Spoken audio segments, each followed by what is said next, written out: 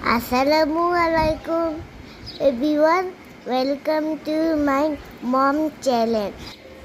এখন আমি আমরা গাছ থেকে আমরা হারভেস্ট করছি, সবগুলো আমরাই হারভেস্ট করব। দেখুন আমরাগুলো বড় হয়ে গেছে, এর চেয়ে আর বড় হবে না। ছাদ বাগানে যতটুকু আমরা হয়েছে আলহামদুলিল্লাহ।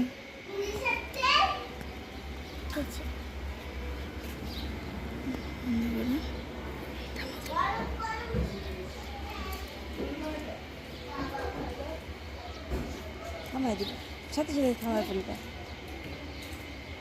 জুম করে দেবে না।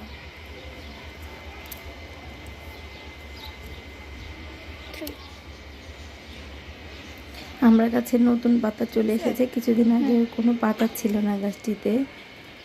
দেখুন এখন আমরা গাছে আমরা পাতা হচ্ছে, আর এই আমরা পারলাম।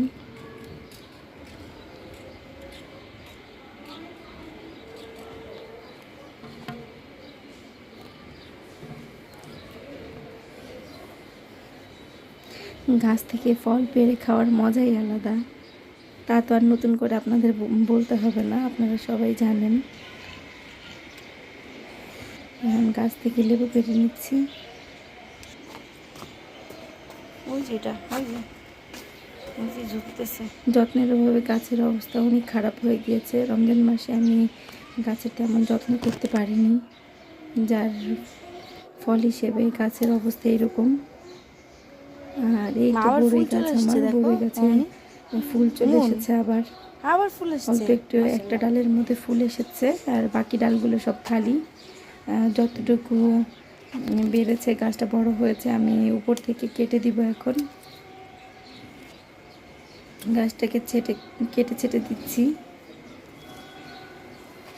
আমার ভিডিওটি লাস্ট পর্যন্ত দেখুন, আশা করি আপনাদের ভালো লাগবে। আর যদি ভালো লাগে তাহলে প্লিজ আমার চ্যানেলটি সাবস্ক্রাইব করতে ভুলবেন না, আর ভিডিওতে একটি লাইক দিয়ে আমার চ্যানেলটির পাশেই থাকবেন।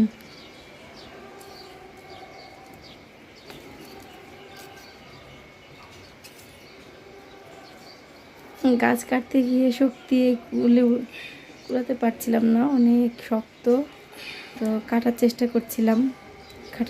করতে করতে অবশেষে পারলাম।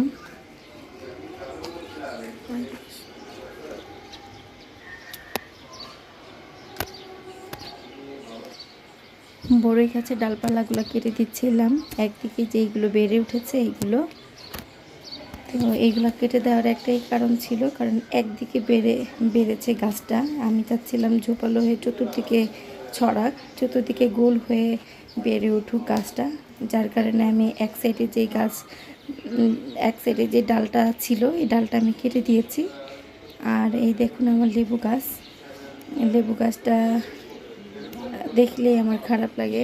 লেবু হয়েছে ঠিক আছে, কিন্তু যত্নের অভাবে লেবুগুলো বড় হয়নি। তবে যতটুকু বড় হয়েছে আলহামদুলিল্লাহ। আমার ভিডিওটি যদি আপনাদের ভালো লাগে তাহলে প্লিজ আমার চ্যানেলটি সাবস্ক্রাইব করতে ভুলবেন না।